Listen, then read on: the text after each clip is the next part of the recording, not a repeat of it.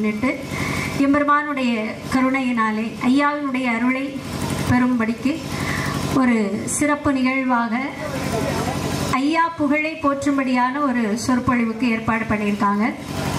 அது இந்த ஊரை சார்ந்த அன்பர்களுக்கும் இதை சார்ந்த உறவுகளுக்குமான ஒரு அற்புதமான வாய்ப்பு. அதனால் வந்திருந்து ஐயாவுடைய திருநடையிலே அமர்ந்து இருந்து கேட்குமாறு அன்போடு நிர்வாகம் சார்பாக கேட்டுக்கொள்கிறோம்.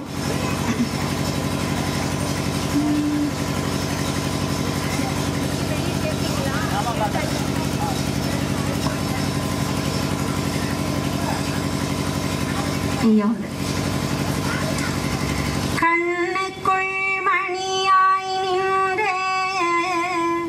காரண குருவே ஞான விண்ணுக்குள் எவர்க்கும் வேத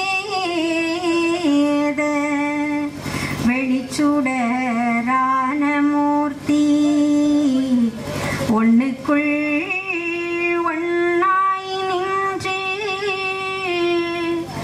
உலகீரே அனைத்தும் காக்கும் அண்ணுக்கும் கடந்த ஜோதி அறிவுளம் அறியாதேதோ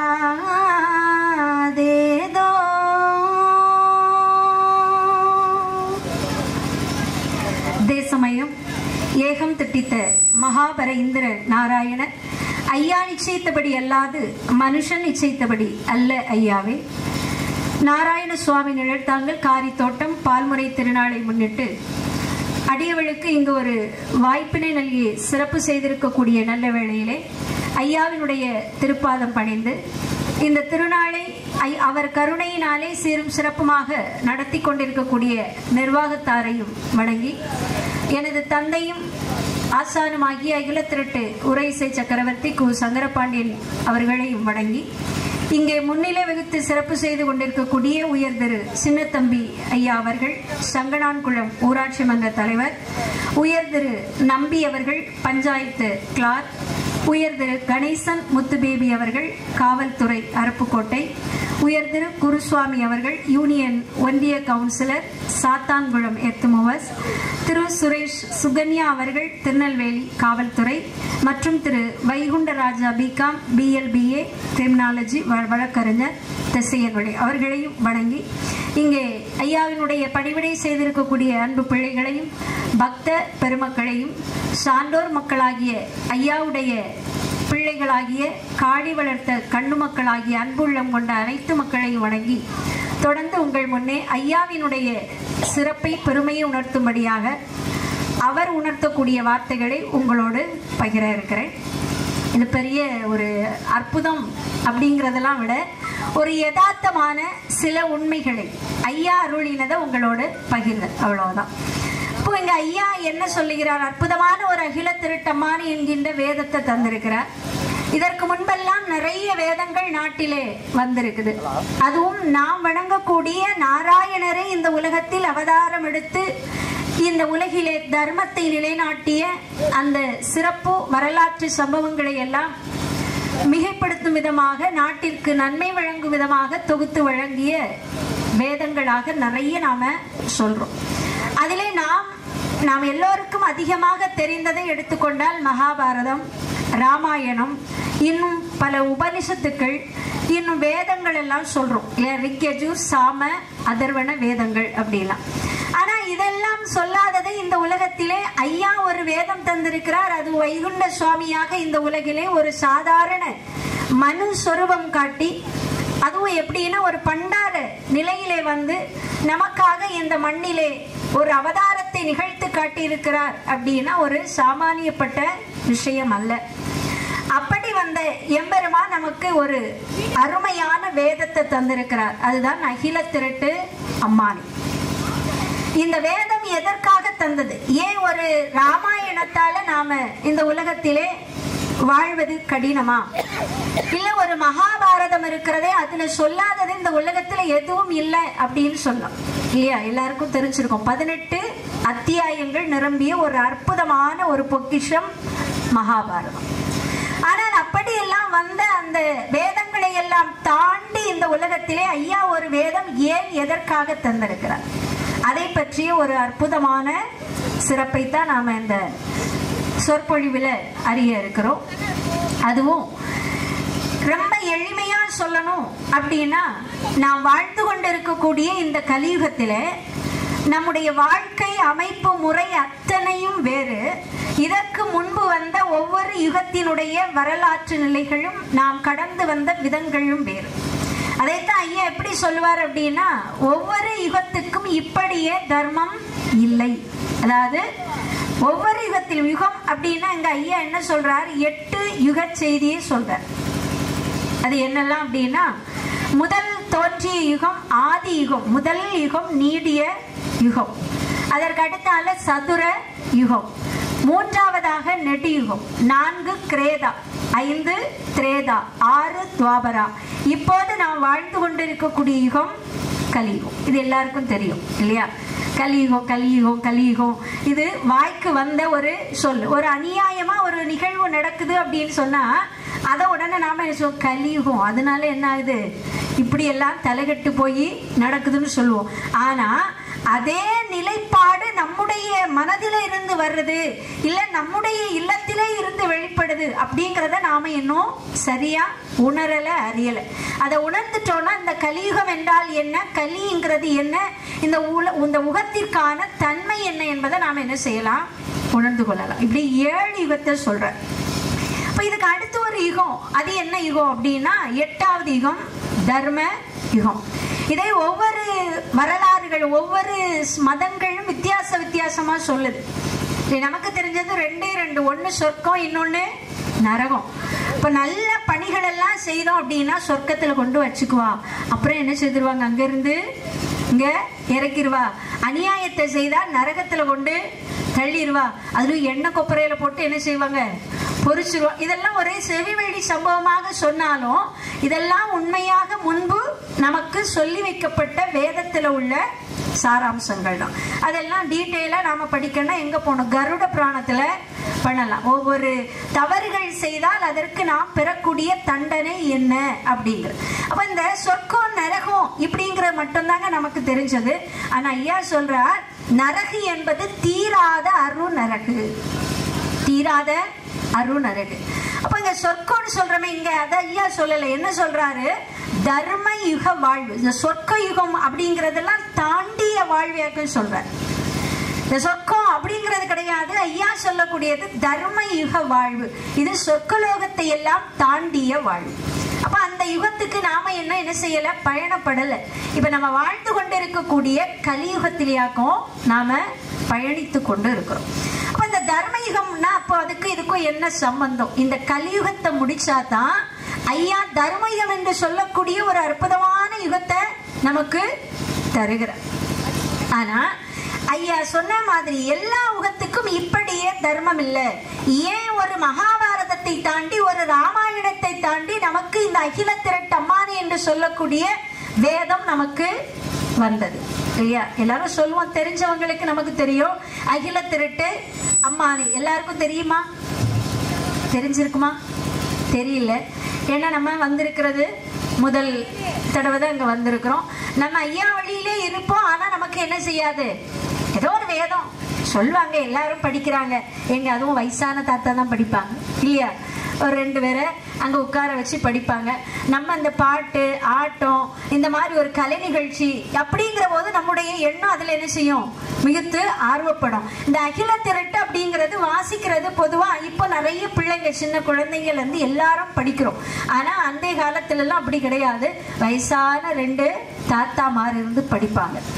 அவங்க படிக்கிற போது என்ன சொல்லுவாங்க, அங்க யாரும் போக கூடாது, அங்க போய் பேசக்கூடாது, பயந்து பிள்ளைங்க எல்லாம் விளையாடும். அதுக்கப்புறமா என்ன கடைசியில அண்ணன் தருவா, அதை போய் சாப்பிட்டுட்டு போக வேண்டும். இவ்வளவுதான் நமக்கு தெரிஞ்ச உண்மை.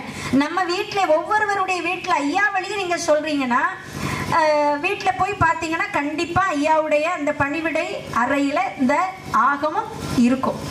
சில பேர் பயமுறுத்தி இருப்பாங்க, இதை எடுக்கவே கூடாது, எடுத்தா என்ன ஆயிரும், அது அக்னி சுட்டு கொண்டுரும். உண்மையிலே அது அக்னி தான்.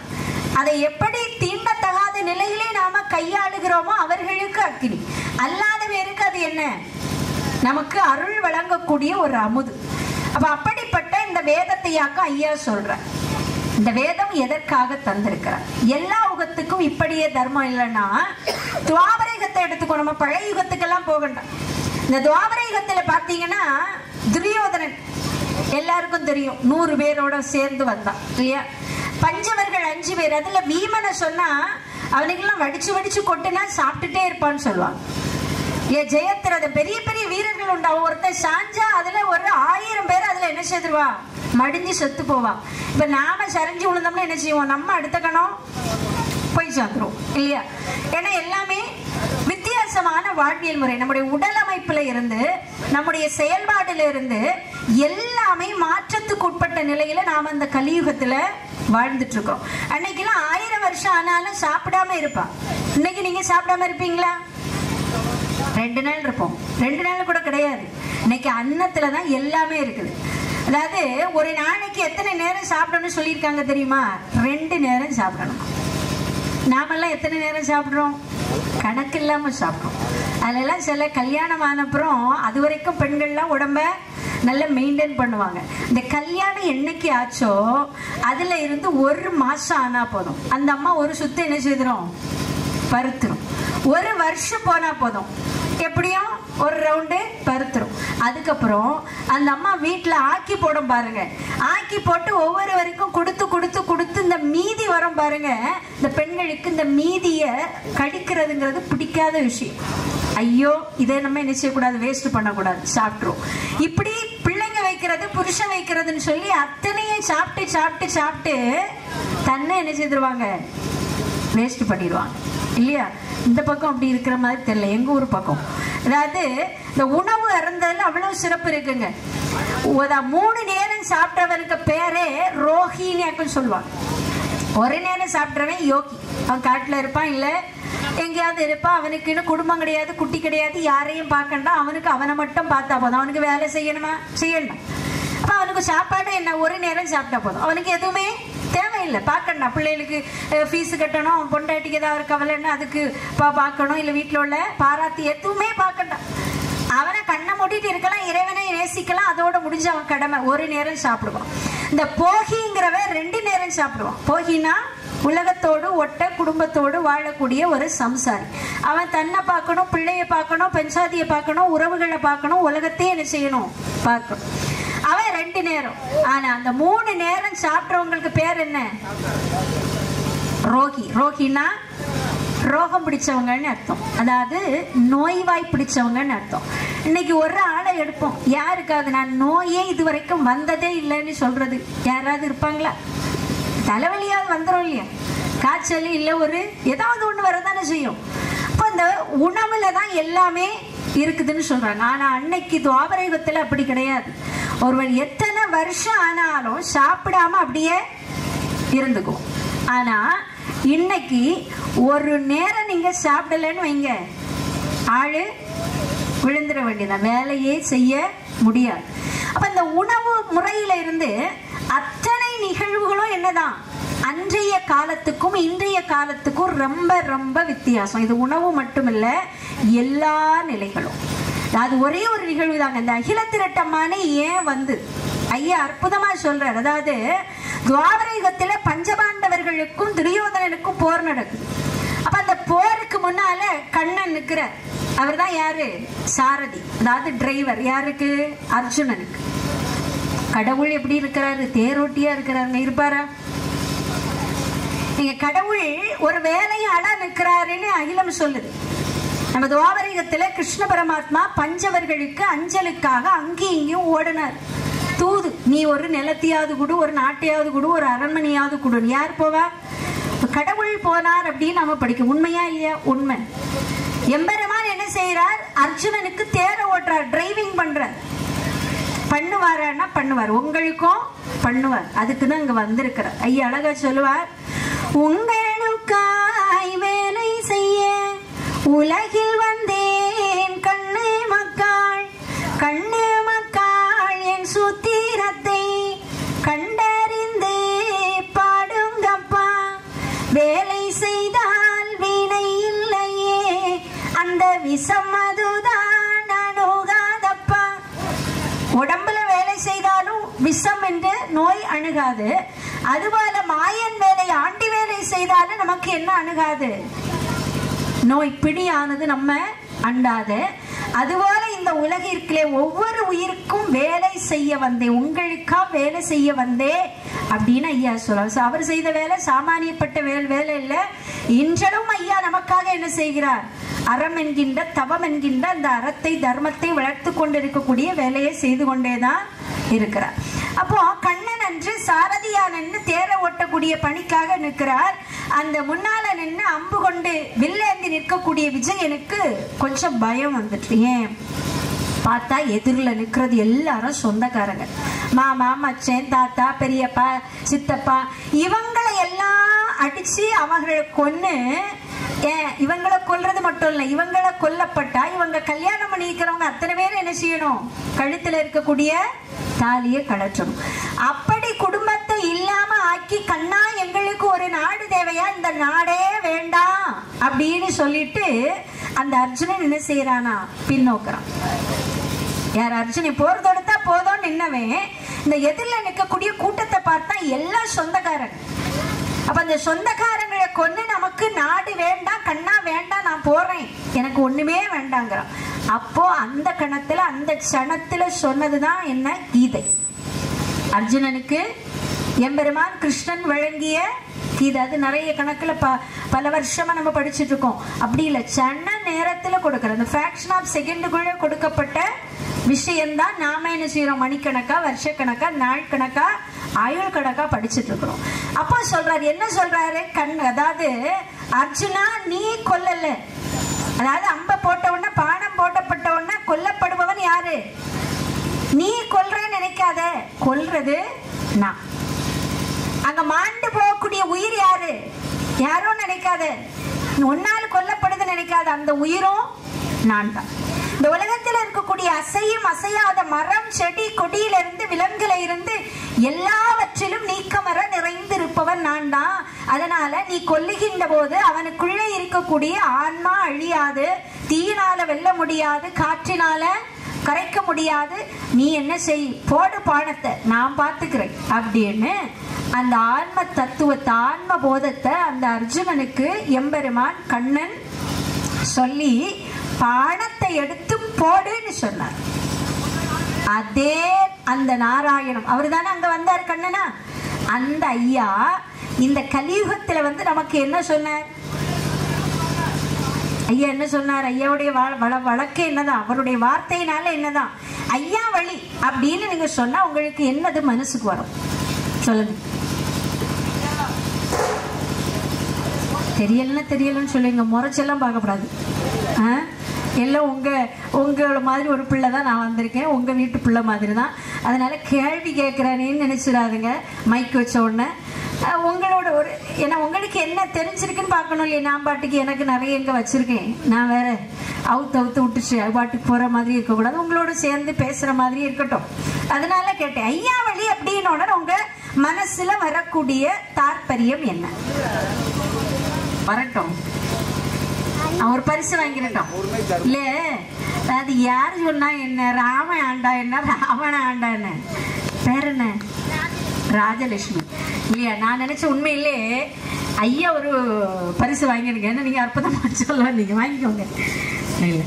அன்பு பொறுமை தர்மங்க, இதுதாங்க ஐயா வழி. இதுக்குதான் போட்டு மேடை போட்டு வீதியா போட்டு புலம்பக்கூடிய காரணமே இதுதான். ஐயா புலம்புற போல எல்லாரும் புலம்புறாங்கன்னா இந்த மூணு தாற்பயம் தான். அன்பு பொறுமை தர்மம் இல்லையா? இததான் அங்க சொல்ல வந்தேன். ஏன்னா அங்க கண்ணனாக நின்ற அந்த நாராயணுடைய அவதாரத்திலே ஒன்று ஸ்ரீகிருஷ்ண பரமாத்மா பார்த்தனுக்கு சாரதியா நின்று அந்த பார்த்தன் சொல்றார், நீ கொல்லல, கொல்றது நான், கொல்லப்படக்கூடிய அந்த உயிரும் நான் தான், நீ யாரையும் கொல்லவும் முடியாது வெல்லவும் முடியாது, போடு பானத்தை. அதாவது கொல்லுன்னு சொல்றார். யார் சொல்றா? இறைவன் சொல்றார். அதே இறைவன் தாங்க இந்த கலியுகத்துல வந்து நமக்கு என்ன தெரியுமா சொல்றார்? என்ன சொன்னார்? அடிப்பார் அடிக்க வந்தார் அடியை சகித்திடுங்கோ, வம்பு வசைகள் சொல்லி வைதாலும் கெட்டிடுங்கோ,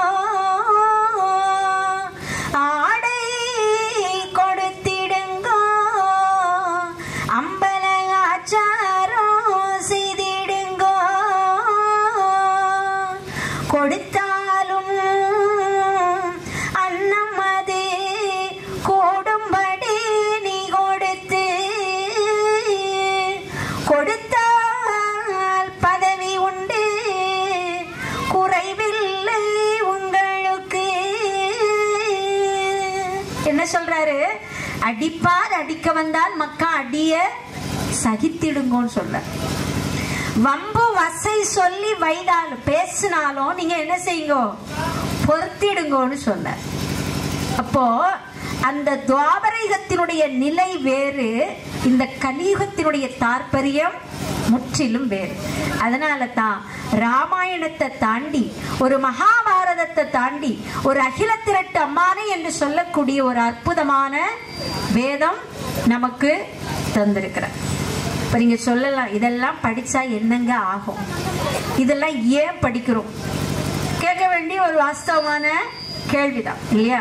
ஏன்னா எதை செய்தாலும் அந்த செயல்ல ஒரு நன்மை இருக்கணும். அந்த நன்மை இல்லாத செயலை நாம செய்யக்கூடாது அப்படின்னு உலகத்துல எல்லாரும் சொல்லுவாங்க பெரியவங்க.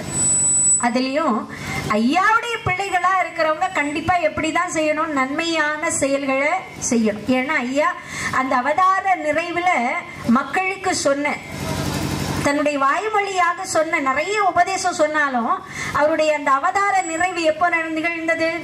வைகாசி மாதம் 21ஆம் தேதி பூர்வ பூச நட்சத்திரம் திங்கட்கிழமை என்று ஐயா என்ன செய்யறார்? அந்த அவதாரத்தை நிறைவு பண்றார். அந்த நிறைவுக்கு முன்னால கடைசியா ஐயா மக்களுக்கு கைய அப்படியே தன்னுடைய திருமுகத்தோடு ஒத்தி திருநாமம் கொடுத்து அந்த நிறைவு பண்றதுக்கு முன்னால சொல்லப்பட்ட வாசகம் 4 வரி. மக்கா உடற்குள் குறிய ஒத்துமிக வாழுங்கோ, இயல்பாக வாழுங்கோ, யாம் முழித்து வருகிறோம். பதறாமல் நீங்கள் பண்பாய் ஒரு போல இருங்கோ, சிதறாமல் செய்ய அனுகூலமுமாக இருங்க. அதாவது உடற்குள்ள குறியா நில்லுங்க. என்னதான் வெளியே பறக்க பார்த்தாலும் இந்த உலகத்துல நமக்கு கிடைக்கக்கூடிய எந்த பொருளாக இருந்தாலும் எவ்வளவு நாளைக்கு தான்? குறிப்பிட்ட நாளைக்கு தான்.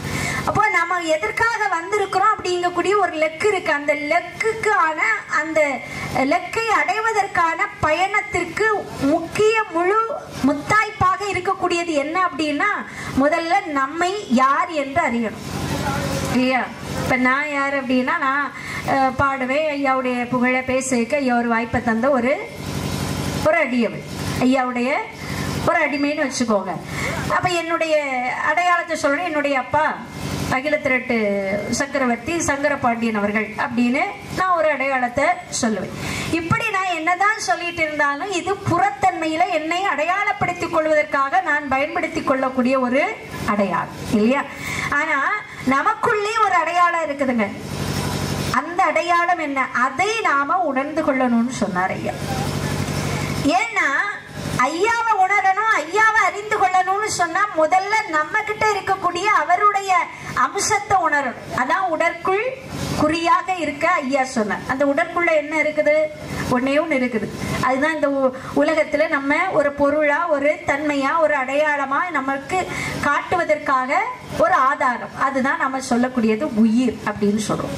அததான் சிவம் என்ன சொல்லுவோம்? சிவம் இல்ல சீவன்னு சொல்லுவோம் இல்லையா? பிள்ளைகள் எல்லாம் ஏதாவது தொல்லை பண்ணா சொல்லுவாங்க, சீவனை போட்டு வாங்குது பாரு பிள்ளையா, தொல்லையை கட்டி வச்சிருக்கு. அது வரைக்கும் அந்த அம்மா பிள்ளை பிறகு தவம் இருந்து, ஐயா எனக்கு ஒரு பிள்ளை இருக்கா, கோயில் உண்டோ குளம் உண்டோ ஒரு இடம் விட மாட்டேன். அலைவன் கோயிலா அலைஞ்சு பிள்ளைய பத்திருப்பான். ஆனா அந்த பிள்ளை வந்தப்புறம் அது எல்லாம் சலிச்சிடும். அப்ப எது பெருசு? எதுவுமே பெருசு இல்லைங்க இந்த உலகத்துல. கிடைக்காத வரைக்கும் தான் அது பெருசு. கிடைச்ச அப்புறம் என்ன? எல்லாமே குறிப்பிட்ட காலம் தான் இல்லையா? அப்ப அந்த பிள்ளைகளை எப்பொழுதும் தொல்லி பெரியவங்க தாய்மார் தந்தை என்ன செய்யக்கூடாது, பேசக்கூடாது.